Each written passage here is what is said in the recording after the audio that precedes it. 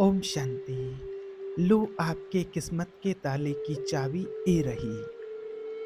आज आपको एक चाबी लेकर आए हैं बहुत ही शानदार, जिसके लिए लोग बहुत परेशान रहते हैं कि मेरी किस्मत में क्या लिखा है। तो जो आपकी किस्मत का ताला बंद है, आज आपकी किस्मत का ताला इस चाबी से 100% खुल जाएगा। सबसे पहले आपको इस बात को समझना होगा, इस दुनिया में जहाँ पर हम रहते हैं, इस दुनिया की, इस प्रकृति के भी कुछ रहस्य होते हैं और उसको हमें समझना होगा। अब वो रहस्य बहुत लोगों को समझ में आ गए और उन्होंने उसको फॉलो कर लिया और आज उन्होंने अपनी लाइफ को बहुत सरल कर लिया, सहज कर लिया, क्योंकि वो उस कॉन्सेप्ट को समझ गए कि ये है क्या। और बहुत लोग ऐसे हैं जिनको पता होते हुए भी वो उस कॉन्सेप्ट को नहीं समझ पाए हैं। जिनको सब कुछ पता है, बहुत सारी जगह बताया भी जाता है कि जब हम ग्रंथ पढ़ते हैं, कथाएँ सुनते हैं या अच्छे वीडियो देखते हैं मोटिवेशनल, तो हमको कुछ चीज़ें बताई जाती हैं, लेकिन हम फॉलो नहीं कर पाते हैं विश्वास की कमी के कारण। लेकिन कुछ समझदार, होशियार लोग होते हैं, जो क्या करते हैं, उन बातों को फॉलो कर लेते हैं। जैसे कई लोग होते हैं, वो कहीं से भी कोई चीज़ देखेंगे तो उसको वो फ़ॉलो कर लेते हैं। जैसे जो ज्ञान में चलते हैं तो भगवान ने मुरली में क्या बोला है शिव बाबा ने, उस एक-एक चीज़ को वो फ़ॉलो करते जाते हैं। शिव बाबा ने जो बोला उसको फ़ॉलो कर लेते हैं, या कोई और आध्यात्मिक जगह से अपने जीवन के लिए कोई अच्छी सीख मिल रही है तो उसको वो फ़ॉलो कर लेते हैं। और फिर उनका काम वास्तव में होता आता है और तर्क-वितर्क नहीं करते कि अरे ऐसा थोड़ी होता, वैसा थोड़ी होता है। आज आपने दुनिया में एक भजन आज बहुत लोग बजाते हैं, सुनते हैं अपने मोबाइल में, लेकिन उसका कोई महत्व नहीं है आज लोगों को इतना, लेकिन कई लोग इसको समझ कर के जीवन में बहुत परिवर्तन लाते हैं। वो एक जैसे भजन है वो, भला किसी का कह ना सके, तो बुरा किसी का मत करना। पुष्प नहीं बन सकते हो तो कांटे बनकर मत जीना। ये आपने बहुत अच्छी तरह से सुना होगा, कितनी बार लोगों ने सुना होगा। इसमें और बहुत सारी आगे कड़ी हैं, बहुत अच्छी-अच्छी हैं और। अब इसको लोग रोज़ लोग सुनते हैं, कई बार तो सुबह-सुबह मन मंदिर पे यहाँ भी अभी भी बजता है तो सुनते रहते हैं और लगता है कि अगर सब व्यक्ति इसी एक कड़ी को अपने जीवन में धारण कर ले, तो उसका कल्याण हो जाएगा। कई लोगों को तो समझ में भी नहीं आता है, इसको इंटरेस्ट भी नहीं रहता है इन चीज़ों में, भले वो सुनते रहें, पढ़ते रहें, कुछ भी। अब इसका सीधा-सीधा सा उदाहरण है कि भाई अगर तुम पुष्प नहीं बन सकते हो तो काँटे बन कर के दुनिया में मत रहना। माने किसी को अगर आप खुशियाँ नहीं दे सकते हो, किसी को खुशियाँ नहीं दे पा रहे हो तो कम से कम उसके जीवन में आप उसको तकलीफ तो मत देना। अगर इस बात को जिस व्यक्ति ने अपने जीवन में इसको मान लिया कि हमें ऐसा नहीं करना, किसी को दुखी नहीं करना है, अपने किसी एक्ट से, किसी कर्म से हमें दुखी नहीं करना किसी को। जैसे आज दुनिया में कई बार लोग होते हैं कि जले पर नमक छिड़कने के लिए आते हैं, किसी को सताते हैं, परेशान करते हैं, तो उस चीज़ को ये फॉलो करना है। अब होता क्या है कि जब व्यक्ति की जैसे किस्मत बदलती है, किस्मत चमकती है, जैसे आपको बताया कि जहाँ हम रहते हैं इस संसार के भी कुछ ऐसे नियम होते हैं और जो नियम है यहाँ का, वो नियम ये है कि जैसे करनी वैसी भरनी, जो बोएगा वही पाएगा, तेरा किया आगे आएगा, सुख दुख है क्या फल कर्मों का। तो कहने का मतलब क्या है कि ये बात सब कुछ हमको पता है, जो आपको बताया है कि जो करेंगे वो ही पाएँगे, कर्मों का फल सबको मिलता है। लेकिन जानते हुए भी सबसे मेन पॉइंट जो आपको आज बताना है कि जानते हुए, समझते हुए भी व्यक्ति उसको फॉलो नहीं कर पा रहा है कि मैं किसी के साथ बुरा करूँगा तो उसका फल मुझे मिलेगा। लेकिन फिर भी व्यक्ति नहीं फॉलो कर पा रहा। तो ये नियम है, ये प्रकृति का नियम है। इस प्रकृति का नियम है कि अगर आप सेवा में मान लीजिए अपना समय देते हैं, तो निश्चित रूप से आपकी किस्मत चमक जाती है, आपके सारे काम बनते चले जाते हैं। अब सेवा कैसे करें, किसकी सेवा करें, तो सेवा का भी एक नियम होता है। मान लीजिए कि आपके घर में आपके पिताजी हैं, माताजी हैं, दादी हैं, दादाजी हैं, अब वो बूढ़ी है, बुजुर्ग हैं, अब वो पानी नहीं पी पा रही हैं, खाना नहीं खा पा रही हैं और वो बैठी हैं इंतज़ार में कि मुझे 1 गिलास पानी मिल जाए या 2 रोटी खाने को मिल जाए, मुझे भूख लग रही है। वो बैठी है बेचारी इंतज़ार में, उसकी तो सेवा नहीं कर रहे हैं। कई बार ऐसा होता कि अरे घर में है तो होता रहेगा, इन्होंने तो ऐसा करते ही रहते, तो चिल्लाते रहते, बैठे ही रहते, इनका तो दिन भर का काम है सटियाते रहते। अब उनका तो ध्यान नहीं दिया, लेकिन बाहर जा कर के हम मंदिर में दान दे रहे हैं, वो भी 10,000 रुपए का, 50,000 रुपए का दान दे रहे हैं। और बाहर कई बार ऐसा होता है कि हमने वहाँ पर 50,000 रुपए दिए, 50,000 का दान दिए, फिर आपको माला पहनाई जाएगी, आपका नाम लिया जाएगा, इनकी तरफ से 50,000 रुपए और इस धर्मशाला में, इस मंदिर में यहाँ प्राप्त हुए। तो वहाँ तो क्यों लोग आपको वाह-वाह करेंगे, अरे वाह!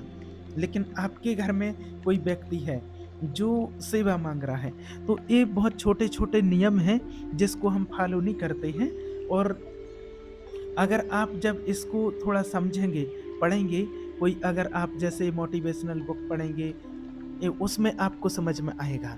जिन्होंने इसकी अनुभव किया है, महसूस किया है, जिन्होंने अपना पूरा जीवन दे दिया इसके लिए, तो फिर समझ में आता है कि वास्तव में हमारे हाथ में कुछ नहीं है, हम चाह के भी कुछ नहीं कर पा रहे हैं। कई बार ऐसा होता है कि जो हम चाहते हैं वो होता नहीं है, जो नहीं चाहते वो अपने आप पता नहीं कहाँ से हो जाता है। कई बार किसी चीज़ के लिए बहुत मेहनत करते हैं और वो नहीं होता है, और कई बार जब सरेंडर कर देते हैं, तो फिर वो चीज़ अपने आप होने लगती है। तो ये चल क्या रहा है? तो ये कुछ ऐसे लॉजिक होते हैं। तो किस्मत का ताला अगर खोलना है, तो वो है, आप जहाँ आपको सेवा का मौका मिले वहाँ आप मौका दो, वहाँ सेवा के लिए समय दो। जैसे घर में कोई बड़े बूढ़े हैं तो उनकी सेवा करो। अब उन्होंने आपके साथ क्या किया है, कई बार ऐसा भी हो जाता है, लोग ये सोच लेते हैं कि हमसे कैसे बात कर रहे हैं, कैसे व्यवहार कर रहे हैं, क्या बोल रहे हैं। उन्होंने अपनी जवानी में, अपने दिनों में आपके साथ क्या किया, उसको माफ़ करके और आपको आगे बढ़ना होगा। आपके साथ उन्होंने जो किया है वो उनके खाते में लिखा जाएगा। आप आज उनके साथ क्या कर रहे हैं, ये आपके खाते में लिखा जाएगा। इसलिए अगर आपको कहीं मौका मिलता है सेवा करने का, तो आप सेवा करो, अपने आप आपके रास्ते क्लियर होते चले जाएँगे। जैसे आपके आगे कोई होगा, और जैसे कोई बड़ा व्यक्ति आता है ना कहीं, तो उसके लिए कितना भी भीड़ हो, अपने आप रास्ता होता चला जाता है, रास्ते खुलते चले जाते हैं। ऐसे ही जब आप ऐसा करेंगे ना, तो यूनिवर्स देखेगा, तो आपके लिए समझो कि वो फूल बिछाता जाएगा। लेकिन अगर आप सेवा को चॉइस नहीं करते हैं, सेवा से आप बचोगे। जैसे कई लोग होते हैं कि सेवा नहीं करेंगे, सेवा से बचते, कौन इनके लिए खाना बनाए, कौन इनको बार बार पानी दे, कौन इनको क्या नहलाए धुलाए, क्या कराए, ये तो गाली तो देते रहते हैं दिन भर। अब चूँकि उस व्यक्ति की स्थिति ऐसी है कि वो तो भाई बुढ़ापे में है, तो गाली तो आती हैं, बच्चे और बूढ़े एक जैसे होते हैं। आप बहुत कुछ करेंगे, वो बहुत कुछ करेंगे आप उनके लिए, लेकिन फिर भी वो आपको अशब्द ही बोल देते हैं, गाली निकाल देते हैं मुँह से, कई लोग कहते भी हैं। और जब आप सेवा में समय देना शुरू कर देंगे, अपनों को फ़ॉलो करें, अपने के लिए माना ईमानदारी से रहेंगे, तो यूनिवर्स कहीं न कहीं आपके लिए रास्ते ज़रूर खुलता है। और आप समझिए कि आपके लिए फूल बिछते चले जाएँगे और आप उसके ऊपर से चलते चले जाएँगे। आपके जो बच्चे होंगे उनकी लाइन बिल्कुल क्लियर होती चली जाएगी, आपको कुछ करने की ज़रूरत नहीं पड़ेगी। आपको माना जो धर्म है, आप सिर्फ़ वो निभाना, और फिर देखना कि आप बिल्कुल रास्ता क्लियर होता चला जाएगा। अभी की एक मैं प्रैक्टिकल बात आपको बताऊँ, अभी कुछ ही दिन पहले की बात है, एक टीचर थे और वो मिले, तो उनसे थोड़ा ऐसे ही वार्तालाप हुआ और ऐसे ही कर्म के ऊपर थोड़ी चर्चा चलने लगी। वो अभी एक कहीं गाँव में थे किसी स्कूल में, अभी वो दूसरी जगह ट्रांसफ़र करा कर के यहाँ पर आए हैं, तो यहाँ का सब व्यवस्थित अस्त-व्यस्त था, सब ऐसे ही डले हैं, कुर्सी टूटी-फूटी, ये वो सब गमला, कोई पौधे नहीं, पेड़ नहीं, कुछ नहीं। और वो आए तब से उन्होंने किसी से कुछ नहीं बोला है।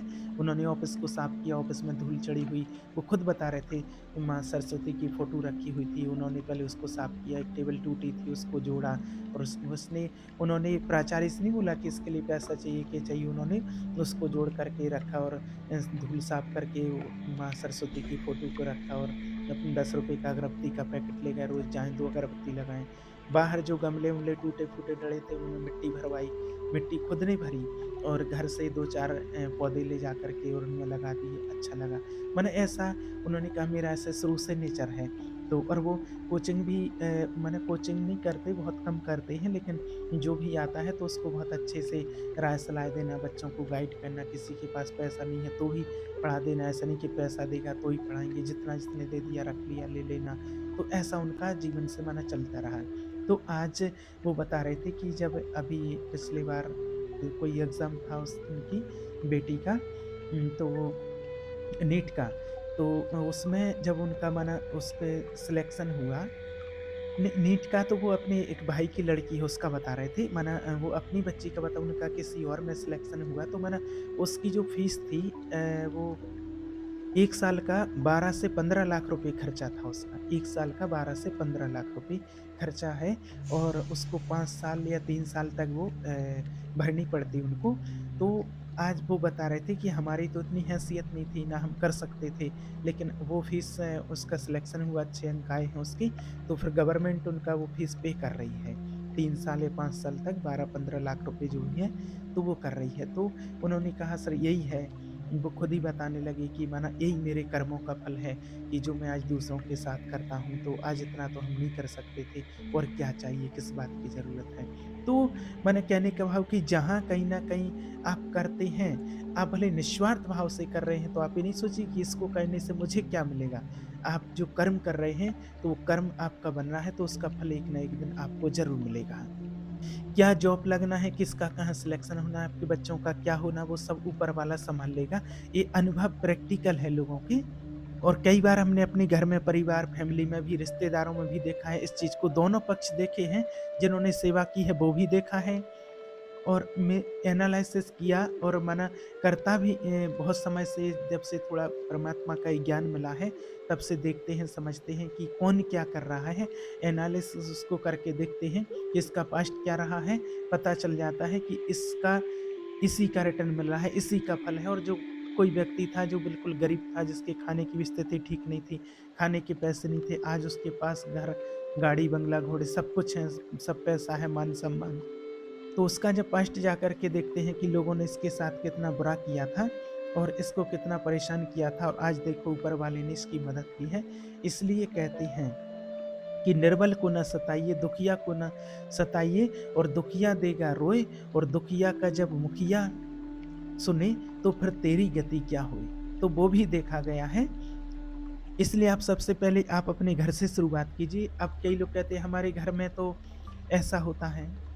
सबका अपना-अपना हिसाब-किताब होता है। देखिए, जैसे पति-पत्नी ही रह रहे हैं, तो पति का धर्म है कि वो पत्नी का ध्यान रखे, उसका जो ज़रूरत है, उसकी ज़रूरतों को पूरा करे, उसको समय दे, उसको बैठ कर के बातें करे। एक पत्नी का धर्म है कि अपने पति की सेवा करे, उनको समय पर खाना देना है, आवश्यकता की वस्तुएँ हैं, वो एक-दूसरे की सुख-दुःख में काम आना, सब कुछ एक-दूसरे के सुख-दुःख बाँटना।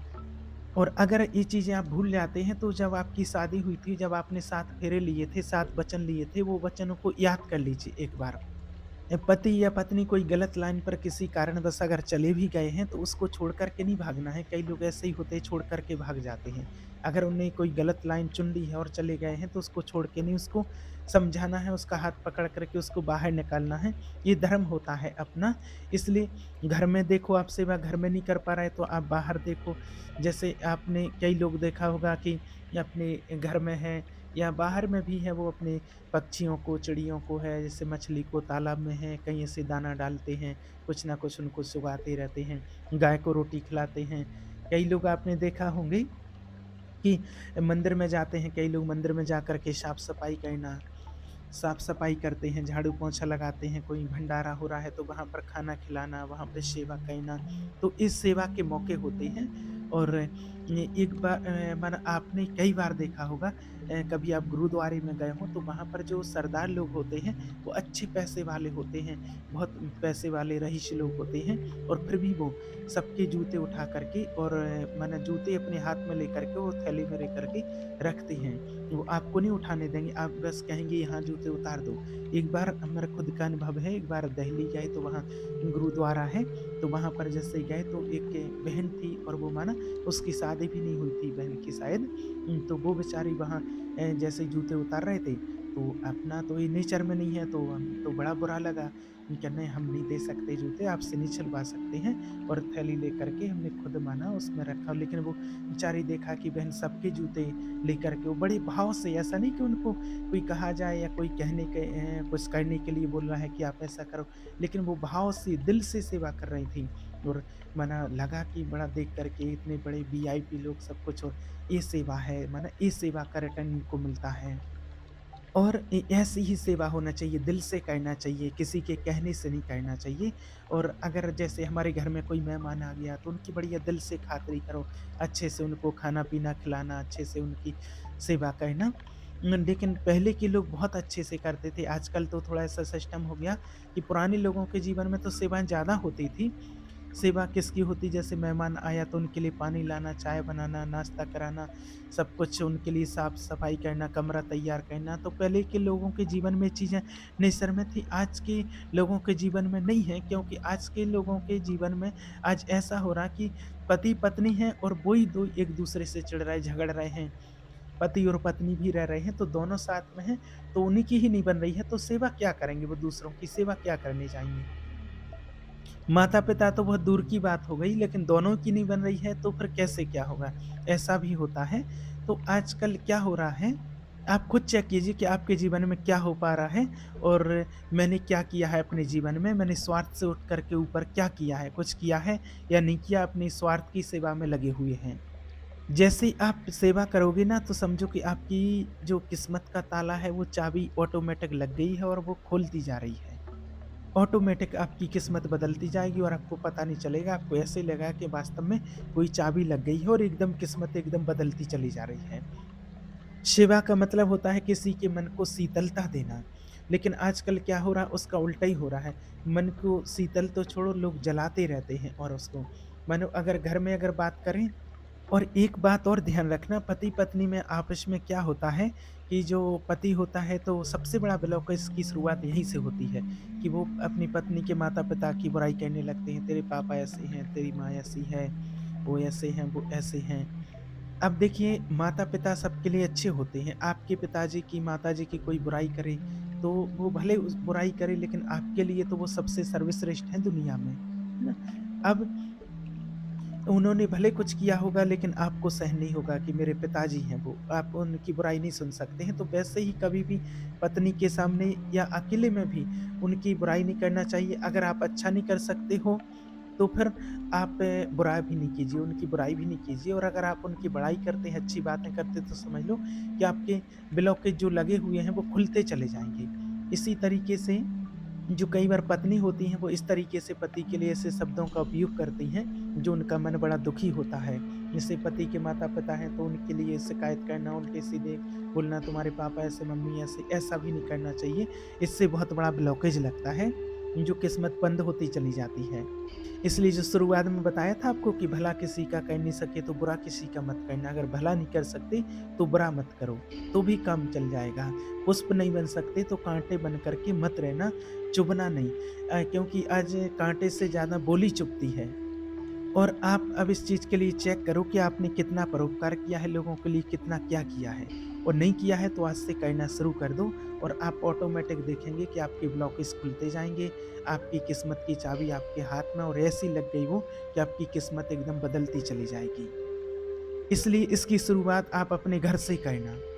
और अपने घर से ही करना, ऐसा नहीं कि हमारे घर में तो बनती नहीं है, हम बाहर वालों से शुरुआत करते हैं। अगर नहीं बनती है तो घर में आपको बनाना पड़ेगा, बनाओ, शुरुआत करनी है और जहाँ आपको मौका मिले, वहाँ आपको सेवा का कार्य आपको ज़रूर करना है। ये अपने तरीके से आपको सब कुछ करना है, निस्वार्थ भाव से करना है, फिर देखना कि आपकी किस्मत की जो चाबी है वो आपके ताले में कैसे लगती है और आपके सारे ब्लॉकेज, सारे रास्ते ऑटोमेटिक आपके खुलते चले जाएँगे। ओम शांति।